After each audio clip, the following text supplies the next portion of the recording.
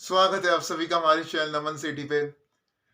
आवाज़ में फ़ील हो रहा है आपको एनर्जी नहीं आ रही है आज। देखो जब मैं गया था ना एग्ज़ाम देने 12 बजे के आस-पास निकला तो मैं ऐसे गया था, टोपी पहन रखी थी और अब जब आया हूँ ना तो इस तरह इस तरह का हाल हो रहा है। तो आप देख सकते हो पूरी तरह बाल बिखर गए हैं और रीज़न क्या है ना कि पेपर ही उस तरह का था कि बुरी तरह से मतलब बुरी तरह से थका दिया एग्ज़ाम ने। क्योंकि देखो पहले तो सेंटर बहुत दूर और फिर एग्ज़ाम जेट का ऐसा आता है ना मतलब मतलब जेट और कैट का अलग ही कंपटीशन चल रहा है कि नहीं मैं ज़्यादा टफ हूँ, नहीं मैं ज़्यादा टफ हूँ, नहीं नहीं मैं ज़्यादा टफ हूँ। तो दोनों का आपस में खेल चल रहा है। टिस बच्चे रहे हम जैसे मासूम से।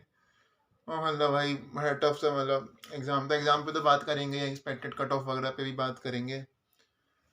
करते हैं बात भाई, रुक जाओ, रुको जरा सबर करो। कर रहे हैं बात भाई, एनर्जी निकल गई आज सारी। तो हाँ, एग्ज़ाम स्टार्ट होता है, तो जैसे कि हर एग्ज़ाम में मैंने पहले भी कहा आपसे कि अपने स्ट्रॉन्गेस्ट सेक्शन से स्टार्ट करना चाहिए आपको। इसमें तो सेक्शनल टाइम लिमिट भी नहीं है, तो क्वांट से ही मैंने भी स्टार्ट किया और क्वांट से मैंने स्टार्ट किया, कुछ क्वेश्चन हो रहे थे, कुछ क्वेश्चन फिर ऐसे आ गए ना बीच में कि वो क्वेश्चन क्या कह रहे हैं मुझसे कि तेरा लेवल ही नहीं है मुझे सॉल्व कर पाए। वो मुझे ऐसे चैलेंज कर रहे हैं और मैं चैलेंज हार गया। वो हो ही नहीं रहे थे यार, वो इतने मुश्किल क्वेश्चन थे कुछ मैथ्स के। और क्वांट्स के हाँ, वो कुछ हो गए कुछ नहीं हुआ। अटेम्प्ट बताऊंगा अभी अपना। और फिर आया, हाँ, वर्बल एबिलिटी पार्ट सही था, वो डूएबल था। वर्बल एबिलिटी में fill in the blanks, para jumble थोड़े कंफ्यूजिंग थे मतलब, लेकिन यार हो जाने वाले थे। मतलब जब पेपर पूरा डिफिकल्ट हो ना यार, वो तो फिर कंपैरिजन में काफी डूएबल थे वर्बल एबिलिटी वाले जो पार्ट था। रीडिंग कॉम्प्रिहेंशन नहीं कह रहा हूँ, वर्बल एबिलिटी कह रहा हूँ। और रीडिंग कॉम्प्रिहेंशन ऐसा मतलब ब्यूटी एस्थेटिक वाला आरसी देखा आपने? मतलब क्या ही लिखा था उसमें, मतलब लिख कहना क्या चाह रहा था वो आरसी, मैं तो ये सोच रहा हूँ मतलब कहना क्या चाहते हो भाई। वही मीम मेरे दिमाग में आ गया कि क्या हो रहा है इस आरसी में, ऊपर नीचे सब मतलब सारे ऑप्शन ही सही लग रहे हैं मुझे तो। और आरसी यार, और एक तो क्वांटिटी ऑफ आरसी मेरे ख्याल से ज्यादा थी। पोएम पोएम के कम क्वेश्चन थे आई थिंक इस ईयर। देखो एक बात तो कंफर्म है, लास्ट ईयर से ना डिफिकल्ट था इस बार गजेट।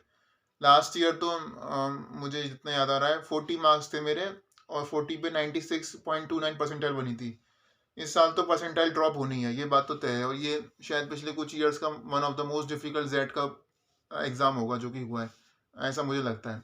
क्योंकि मैंने लास्ट टू लास्ट ईयर वाला पेपर देखा है और लास्ट ईयर मैंने दिया है, तो डिफिकल्ट था एग्जाम। और आरसी पार्ट काफी हाई लेवल था, मतलब इजी टू कॉम्प्रिहेंड आरसी नहीं थे वो। एक वैक्सीनेशन वाला थोड़ा इजी टू कॉम्प्रिहेंड था। बाकी एक आरसी मेरा मेरा कितना छूटा आरसी, मेरा आई थिंक एक या दो आरसी छूटा है। एक आरसी, एक सवा आरसी छूटा है मेरा। और मेरा अटेम्प्ट कितने रहे इंग्लिश में, कुछ 20 के 21-22 कुछ क्वेश्चन रहे हैं मेरे इंग्लिश में अटेम्प्ट।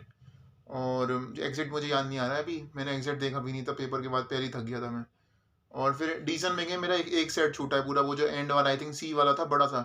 डिसीजन मेकिंग मैंने क्या सोचा सोचा था ना कि जो मतलब थोड़े लेंथ में सही दिखेंगे ना वो उससे ही करेंगे स्टार्ट। तो वैसे ही किया मैंने। ये बाल कितने बिगड़े हुए हैं यार। तो उसी से मैंने स्टार्ट किया डिसीजन मेकिंग में, जो मतलब जो लग रहे थे ना कि जिनका लेंथ मुझे सही लगा उन्हीं को मैंने अटेम्प्ट किया। और बाकी जो मुझे बड़े बड़े लग रहे थे ना लेंथ में, वो मैंने एंड के लिए रख दिए थे। और फिर मतलब अब डिसीजन मेकिंग में ना देखो, मैं कुछ ज्यादा कमेंट नहीं करूंगा कि लेवल इजी था मुश्किल था। वर्बल वीआरसी मैंने बता दिया, वर्बल एबिलिटी डुएबल थी, आरसी का लेवल हाई था। डिसीजन मेकिंग में कैरेक्टर रहता है ना कि आपको आपको लगता है सही है, इजी है, फिर बाद में जब आंसर शीट आती है ना तो पूरा सिनेरियो चेंज हो जाता है। तो डिसीजन मेकिंग में तब तक कुछ नहीं कहना चाहिए जब तक कि आंसर की ना आ जाए। क्योंकि आपको लगता हो सकता है लग रहा हो कि डिफिकल्ट था, पर वो मतलब आपको हो सकता है लग रहा हो इजी था लेकिन वो निकले डिफिकल्ट। आपको लग रहा हो कि आपने जो जो मार्क किए वो सब सही है लेकिन वो सब सही ना निकले। क्योंकि जो at the end of the day जिसकी सोच मैटर करती है वो उन्हीं की करती है जिन्होंने पेपर सेट किया है। तो उन्होंने जो उनका जो लॉजिक राइट डिसीजन लेने के पीछे वही आखिर में सच सही माना जाएगा। तो आपका मेरा लॉजिक तो सही नहीं माना जाने वाला।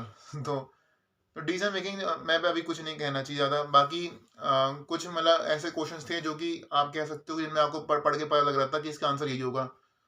हाँ, लेकिन अभी पूरी तरह से कुछ ज़्यादा कमेंट करना डिसीजन मेकिंग में सही नहीं रहेगा। बाकी क्वांट्स में आते हैं तो कुछ क्वेश्चन डुएबल थे आई थिंक, अर्थमेटिक टाइप के कुछ थे आई थिंक जो कि डुएबल थे। एक वेन डायग्राम का था जिसमें एक्स की वैल्यू 3 to 1 पे ही चेक करनी थी, तो उस पर चेक करके आ गया था कि वो 2 ही हो सकती है।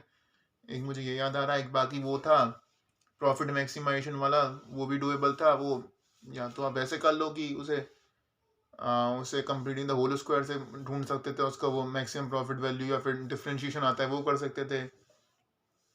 तो उस तरह से मतलब कर सकते थे, और या फिर x is equal to minus b by 2a करके कर सकते थे। और क्या था, और मतलब कुछ इजी थे, मतलब ऐसा नहीं, क्वांट्स में कुछ क्वेश्चन डुएबल थे, ठीक ठाक क्वेश्चन डुएबल थे, लेकिन काफी सारे क्वेश्चन तो ऐसे थे ना कि वो मुझसे कह रहे थे भाई तो हमें तो छू ही मत, तू छुएगा टाइम वेस्ट करेगा, तेरे से होने हैं नहीं। और उनका लेवल ऐसा, मतलब कंफ्यूजन भी हो रहा था मुझे वो बीच में, तो कुछ का मुझे कंफ्यूजिंग भी लगे। तो अब मेरा क्या अटेम्प्ट रहा है, तो डिसीजन मेकिंग में मेरा एक सेट छूटा है, तो आई थिंक 18 कुछ रहा है मेरा अटेम्प्ट डिसीजन मेकिंग में। और इंग्लिश में मेरा अटेम्प्ट कुछ 21-22 रहा है। क्वांट में मेरा अटेम्प्ट कितना, आई थिंक 16 कुछ रहा है, 15-16 कुछ रहा है शायद। तो कितना हो गया ओवरऑल, हाँ मतलब मेरा ओवरऑल अटेम्प्ट कुछ 55 के आसपास रहा था जितना मुझे याद आ रहा है। 21 और ये इसका 21 इसका हो गया, इसका 18-19, हाँ कुछ आई थिंक 15-16 रहा है क्वांट्स का अटेम्प्ट। हाँ तो ये रहा है, और बाकी क्वांट्स के ज़्यादा क्वेश्चन को लेके मैं श्योर हूँ। अब देखते हैं क्या रहता है। अब बाकी हाँ एक्सपेक्टेड कट ऑफ पे बात कर लें। और तो एक्सपेक्टेड कट ऑफ क्या जा सकती है ना, एक्सपेक्टेड कट ऑफ पिछले ईयर से तो कम जाएगी, ये बात तो मतलब लिख के ले लो। मैं एक्सपेक्ट कर रहा हूँ कि अगर अगर आप 35 प्लस पे हो ना, 35 प्लस पे आप कॉल तो आप सेफली कह सकते हो आपको कॉल आ जाएगा। अगर आप 35 प्लस लेके आ रहे हो तो कॉल, मेरे हिसाब से कॉल लाने के लिए 35 मार्क्स इस बार के लिए सेफ है। और 35 पे आप सेफ हो, 40 मार्क्स पे तो मेरे ख्याल से 99 क्रॉस हो जाएगी इस ईयर। अगर आप 40 मार्क्स ले आओगे तो 99 परसेंटाइल इस साल क्रॉस हो जाएगी। तो ये मेरी प्रोडिक्शन है। तो मेरी प्रोडिक्शन ओवरऑल ये है कि 34 के आसपास मार्क्स पे कुछ 95 परसेंटाइल बन जाएगी, यानी कि कॉल आ जाएगी। और 40 मार्क्स में 99% एक्सपेक्ट कर सकते हो आप। बाकी यही है मोटा मोटा एनालिसिस। बाकी आपकी कोई क्वेरीज हो या फिर कोई आपको किसी क्वेश्चन का आपको आंसर चाहिए हो तो आप पूछ सकते हो कमेंट बॉक्स में। बाकी टेलीग्राम ग्रुप का लिंक आपको जो डिस्क्रिप्शन बॉक्स कमेंट बॉक्स में मिल जाएगा। इसके अलावा आपको टॉपमेट की आईडी जहाँ पे आप सीधे सीधे मुझसे 1-on-1 इंटरेक्शन कर सकते हो, उसका लिंक भी आपको नीचे डिस्क्रिप्शन बॉक्स कमेंट बॉक्स में मिल जाएगा। मिलते हैं मौजूद अगली वीडियो में। कोई क्वेरी हो, कोई क्वेश्चन का आपको आंसर चाहिए हो, या उस क्वेश्चन में मेरा ओपिनियन जानना हो, या उसका एक ही जनरल आंसर चाहिए हो, तो फिर या फिर उस पर कुछ डिस्कशन करना हो तो वो भी कमेंट बॉक्स में कर सकते हैं। बस इतना ही रखते हैं इस वीडियो में। बाकी थक काफी गए, आप भी गए होगे, आराम कीजिए क्योंकि लंबा एक ग्रूलिंग पेपर होता है, क्योंकि ड्यूरेशन इतनी ज्यादा होती है। तो आराम कीजिए, बाकी मिलते हैं बहुत जल्द अगली वीडियो में। Bye and keep preparing, all the best.